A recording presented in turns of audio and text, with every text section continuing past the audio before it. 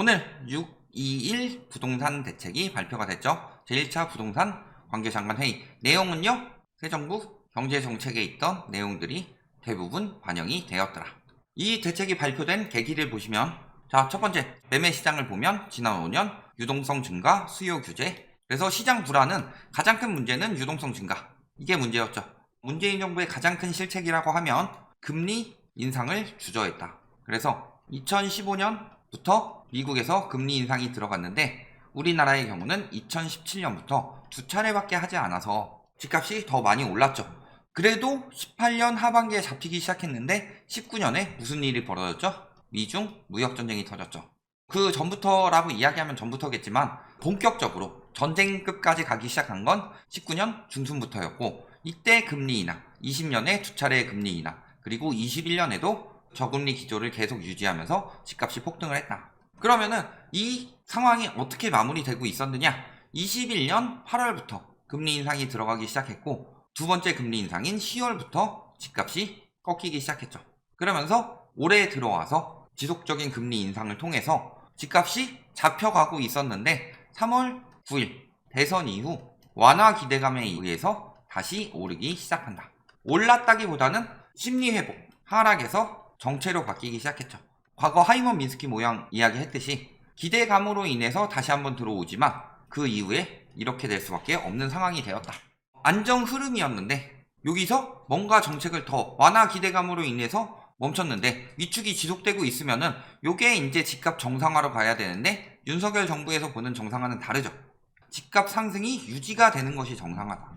근데 정상적으로 상승하려면 여러 개 따라서 상승해야 되는데 이 상승폭이 유지되는 게 정상화가 아니죠. 그러니까 보는 방법이 다르기 때문에 정책이 다르게 나온 거죠.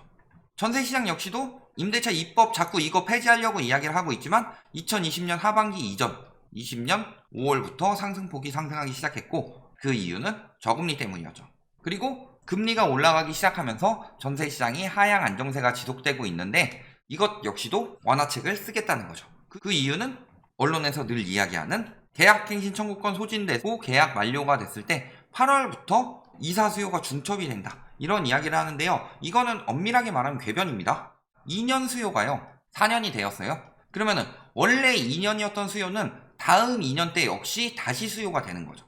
그래서 4년차가 되니까 수요가 급증한다, 이거는 개소리입니다. 왜냐하면 임대차법으로 인해서 재계약 수요가 늘어나면서 신규 수요가 줄었다가 이게 다시 어느 정도 회복. 근데 다는 회복이 안 되죠. 왜? 요때 재계약하는 사람들도 있지만 요 중간에 재계약하는 사람들도 있을 거잖아요. 그러니까 이제 또 2년차로 재계약하는 사람들, 그때 신규 계약했던 사람들은 이제 계약갱신 청구권을 사용할 수 있으니까 확실히 전보단 수요가 줄 수밖에 없다, 신규 수요면. 그리고 수요만 늘어나는 것이 아니라 공급도 같이 나오는데 이 부분에 대한 이야기는 어느 언론이든 아니면 이번 정부에서는 어차피 문재인 정부의 잔재를 지어야 되기 때문에 절대 이야기하지 않죠. 그래서 이런 내용들로 정책이 나왔는데 어떤 정책들이냐, 저희가 좀 묶어서 이야기를 준비해 왔어요. 그래서 첫 번째는 뭐냐, 임대사업자. 임대사업자든 혹은 임대인이든 완화 정책이죠. 자, 상생 임대인 개념으로 직전 계약 대비 임대료를 5% 이내 인상한 신규 갱신 계약 체결 임대인이라고 하는데, 자, 신규는 그렇다 칩시다. 갱신은 이게 법적으로 정해졌죠. 임대차법으로 정해졌기 때문에 지키지 않는 사람들을 규제를 해야지 지키는 사람들에게 혜택을 더 주겠다는 이야기예요. 가뜩이나 임대인 혜택이 적진 않죠. 그러면서 어떤 혜택을 주겠느냐, 2년 거주요건 면제. 즉 살아야 비과세 혜택이 있는데 살지 않아도 비과세 혜택을 주겠다. 이거 과거에 MB정부랑 박근혜 정부 때 했던 거죠. 거주요건 제외하고 보유만 했을 때. 다만 1세대 1주택이기 때문에 요거는 뭐를 부추기는 정책이다? 무주택 갭투기. 자, 그 다음 또 하나는 장기보유 특별공제 적용 위한 2년 거주요건 면제한다. 요런 두 가지 혜택을 주고 적용 기한을 늘리겠다. 자, 그러면서 임대주택 공급 확대를 이야기를 했는데 확대 내용 역시도 임대인에게 혜택을 줘가지고 끌어내겠다 이야기를 하는데, 이 이야기를 하려면은 과거에 임대사업자 혜택으로 인해서 집값이 폭등했다고 그런 식으로 부추겨 놓고서 이제 와서 임대사업자 때문이 아니었다 하고 입 싹 닫고 이야기를 나오고 있는데, 사실은 임대사업자 혜택은 이제 필요가 없습니다. 왜? 임대차 3법이 제대로 진행되기만 하면은, 요게 안착되면은 임대사업자 혜택이 필요가 없는데, 임대사업자 혜택을 지금 미리 주는 이유는 뭐냐? 임대차 3법을 폐지하거나 아니면 대폭 수정해서 임대인 권리를 늘리겠다. 이런 정책이죠. 임대인 권리가 원래 95고 임차인 권리가 5예요. 엄밀하게 말하면. 예를 들어서 전세가 들어간다고 해봅시다. 전세 입자가 잔금 시기에 잔금을 미지급했다. 계약 위반이죠. 계약은 취소가 되죠. 보통은. 반대로 임차인이 나가는 시기에 임대인이 잔금을 돌려주지 않았다. 다음 세입자가 들어올 때까지 돈이 없어서 못 돌려준다든가 뭐 이런 여러 가지 핑계를 대죠. 그런데 이 경우에 임차인이 뭘 받아요? 계약금이 있어서 계약금 회수하고 그 다음에 나중에 뭐 잔금을 무조건 받아야 된다든지 이런 혜택은 거의 없죠. 대부분 손해예요. 잘 돼야 본전으로 돌려받는 정도죠. 그래서 심지어는 전세보증보험이 왜 나왔어요? 전세보증보험은 임대인이 그만큼 신뢰가 없기 때문에 돌려줘야 하는 임대인의 빚에 대해서 내가 돌려받을 권리를 찾는 건데 그것에 대해서도 요금을 지불해야 할 정도로 굉장히 지금 임대인 위주로 권리가 진행되고 있는데 요거를 임대차법으로 한 9대1 정도로 만든 거예요. 근데 요거 1 정도의 권리도 싫다라고 하니까 임대차 3법을 폐지하기 위해서는 그만큼 세입자들의 권리가 보장이 돼야 되죠. 그러니까 세입자들의 권리를 보장해 주면서 그 임대인들에게 혜택을 줘서 임대사업자를 다시 활성화시키겠다. 그러면요 어떤 내용들이 있어요? 6억 이하 법인세 추가과세 배제했는데 9억 이하로 완화했죠. 그러니까 9억 이하는 다주택을 가져도 굉장히 유리해진다는 거죠. 그 다음에 장특공제 아까 이야기했던 적용기한 더 연장하는 거. 이런 것들을 통해서 임대인 권리를 늘리겠다. 이런 거죠. 자, 그 다음에 민간 임대사업자에 대해서는 뭐 원하던 요건 적용하는 거. 어떤 거요? 종부세 합산 배제. 종부세 때문에 매물이 나오게 생겼으니까 매물 못 나오게 막겠다. 아까 이야기했지만 매물이 늘어나고 수요가 줄어들면서 거래가 안 된다. 그러니까 매물을 줄이고 수요를 늘려서 거래를 활성화시키겠다. 이거 집값 폭등시키려는 정책이죠. 폭등이 되는 건 아니지만. 그리고 규제지역 주담대 처분 전입 의무 완화. 1가구 2주택을 2년이 문제가 굉장히 커서 6개월로 줄였죠.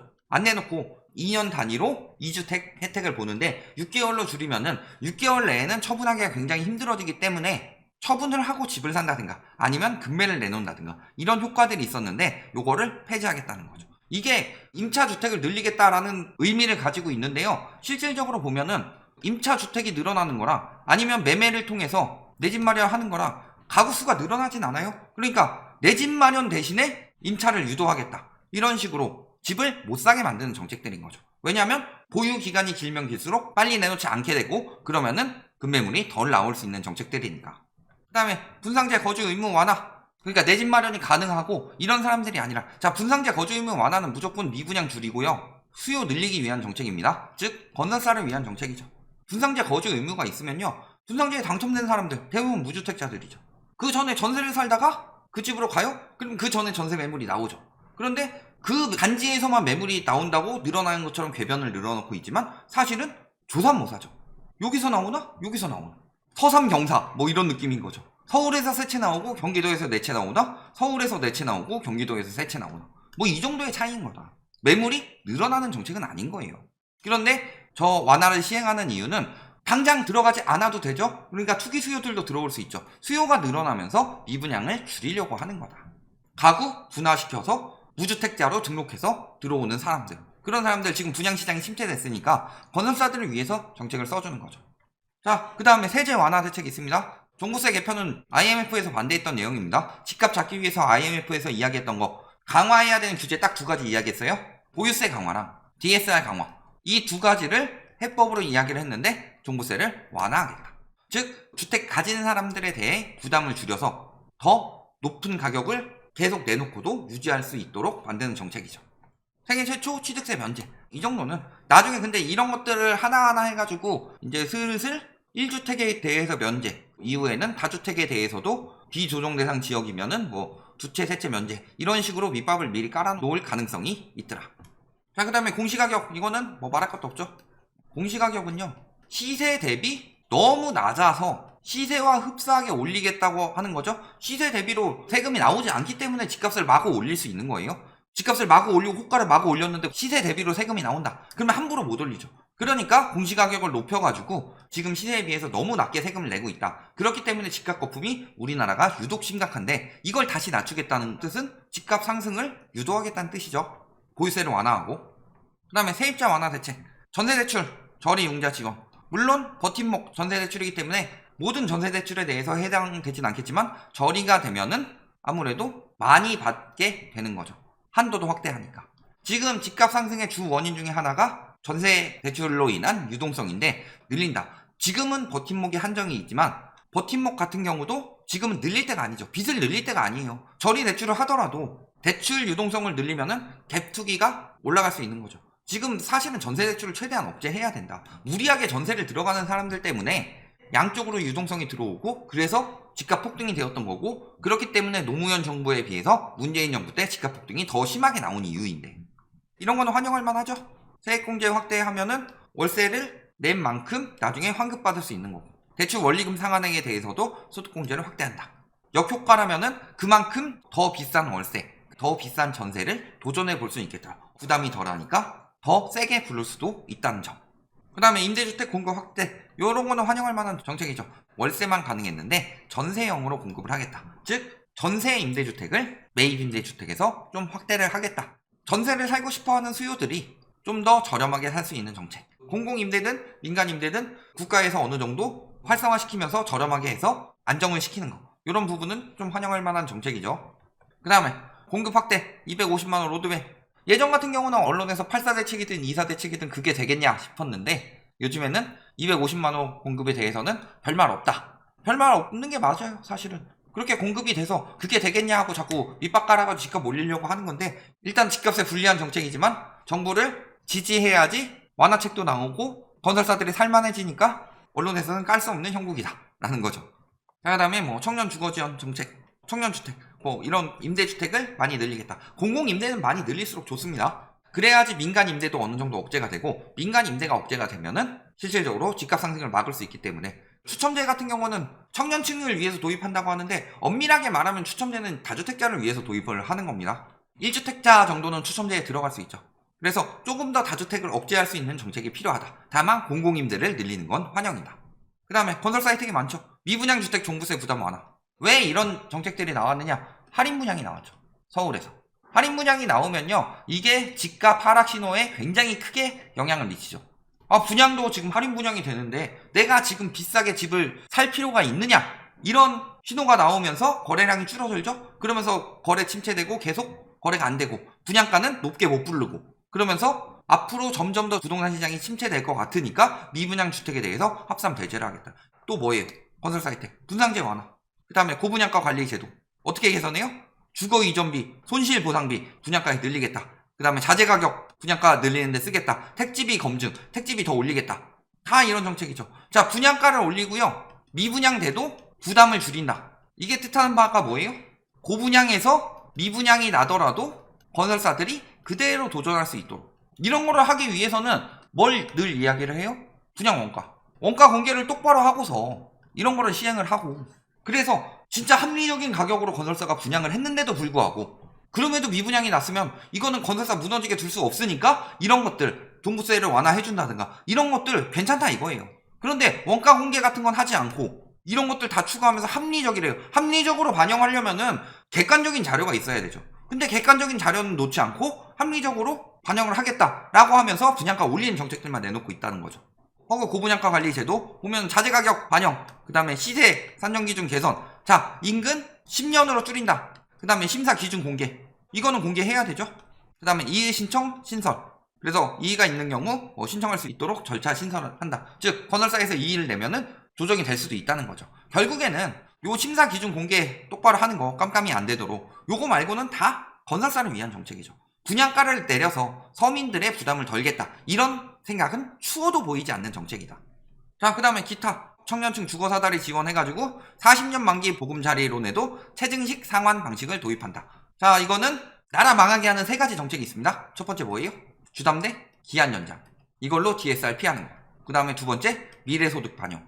그리고 세 번째가 뭐예요? 체증식 상환 방식. 원래는 원리금 납부 이렇게 해가지고 복리 계산하는 법 있죠? 문제는 초반에 부담을 줄이고 나중에 부담을 늘리겠다. 이런 정책이죠. 그러면은 이 금액이랑 같아지느냐? 절대 같아지지 않습니다. 파란색 부분이 금액이 훨씬 많아요. 왜 그러냐? 처음에 원금을 조금 내기 때문에 복리로 붙는 이자가 뒤로 가면 갈수록 엄청나게 늘어나 있다는 거죠.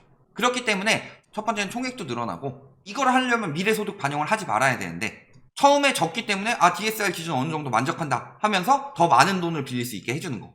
그래서 한도 늘어나면서 총액 부담은 더 커지죠. 그리고 세 번째로는요, 미래소득을 반영하는데 미래소득 반영이 된 거예요. 최저임식이면 앞으로 갚아갈 돈을 늘리는데 미래소득 반영이 전혀 필요가 없죠. 앞으로 점점 더 늘어나기 때문에 나중에 돈 많이 벌면은 조금 더 안정되겠지 이런 거 없어요. 소비가 나아지겠지 이런 거 없어요. 청년층을 시작부터 40년까지, 그러니까 30년까지는 그대로 하겠다였는데 40년까지예요. 40년까지. 40년 동안 빚의 노예로 살게 만들겠다. 그렇다는 건 무슨 소리예요? 미래 경제를 굉장히 안 좋게 하는 정책이라는 거죠. 임대매물 유통 물량을 확대하기 위해서 실거주 의무를 없애겠다. 그래서 고가 1주택의 경우 퇴거 시까지 전세대출 보증 연장 허용. 그러니까 예전에는 한 차례 연장 허용이 됐다면 퇴거 시까지 보증이 연장이 된다. 이거니까 이 사람들은 나중에 반전세로 월세 늘려가면서 살겠죠. 왜냐면 약점이 잡혔으니까. 그 다음에 생활안정자금 목적 주담대 한도 단계적 완화. 즉 대출 늘려주겠다. 처음에 주담대 없이 들어갔었는데 이 사람들한테 대출 늘려주겠다. 그 다음에 또 주택연금 활성화. 주택연금 같은 경우는 가액 요건 완화해서 보증료 환급 절차 합리화하고 저소득층 대상으로 우대형 주택연금. 그러니까 원래 주택연금이 9억짜리 집을 하면은 월 2, 300 이렇게 받는 거죠. 우대형 주택연금. 즉 저렴한 주택에서 사는 사람들에게 확대하겠다. 이런 거는 환영할 만한 정책이죠. 자, 그래서 총평을 내보면은 뭐예요? 몇몇 개를 제외하고는 완화책 일변도고, 내용을 보면요, 매물을 억제하죠. 대표적으로 보유세 완화가 그냥만 들어가느냐, 임대사업자 보유세도 엄청나게 완화해주죠. 양도세, 비과세를 통해서 수익을 늘리고요, 대출 완화를 통해서 유동성을 늘린다. 다 이런 정책이에요. 결론적으로 이거 다 집값 상승하는 정책이죠. 그렇다면 이걸로 집값이 폭등하겠느냐? 그런 상황은 아니죠. 왜냐면은 보유세 완화해서 매물을 억제한다, 조금 더 버틸 뿐인데요, 문제는 지금 수요가 없다는 거죠. 양도세, 비과세도 결국은 팔아서 수익을 남기는 건데 수요가 없는 게 핵심이에요. 그러면 수요를 늘릴 수 있는 방법이 유일한 게 대출 유동성인데, 이게 지금 금리 인상 부담으로 대출이 잘 안 되죠. 예전에 빚으로 사기 전에는 총액이 중요했는데 지금 빚으로 사면서 어떻게 바뀌었죠? 요즘에 유튜버나 이런 거 빚 두려워하지 마라, 빚은 자산이다, 그러면서 빚 많이 내고서 원금 절대 갚지 마라, 이런 이야기 하죠. 그래서 지금은 총액보다 원리금을 신경 쓰고 들어가는 청년층들이 많더라. 문제는 원리금을 저렴하게 하자니 총액이 너무 적죠. 그리고 이자 부담이 너무 크다. 그렇기 때문에 수요가 살아나지 않는 거고, 아마 7월에 빅스텝도 나오고 하면은 수요가 안 살아날 겁니다. 그러니까 6월에 부랴부랴 내놓은 거예요. 빅스텝 하기 이전에 그래도 좀 살려보려고. 그런데 아무리 이런 것들을 하더라도 왜 이런 것들을 했냐를 생각해보면 부동산 시장이 글로벌 금융위기 이상으로 침체가 되고 있다. 그러니까 너무 침체돼서 어떻게든 연착륙을 시켜보려고, 아니면은 다시 상승시키는 거, 이걸 정상화라고 하고 있죠. 국회에서 주산현 연구원 데리고 와가지고 하는 거 보면은 이거를 목적으로 하고 있는데, 그만큼 이렇게 심각한 완화책을 낼 정도로 지금 상황이 굉장히 악화되어 있다는 소리예요. 그런데 저런 것들로 바꿀 수 있느냐? 지금 바꿀 수 있는 상황이 아니죠. 그러니까 지금 완화책 났으니까 집값 다시 올라갈 것이다, 지금이라도 집 사라, 이런 여론들 나온다고 해서 절대 사시면 안 된다. 지금은 저런 완화책이 나올 정도로 지금 수요가 너무 악화된 상황이고, 이것은 지금 대폭락해서 정상화되기 일보 직전의 상황이다. 이렇게 생각하시는 게 맞겠습니다.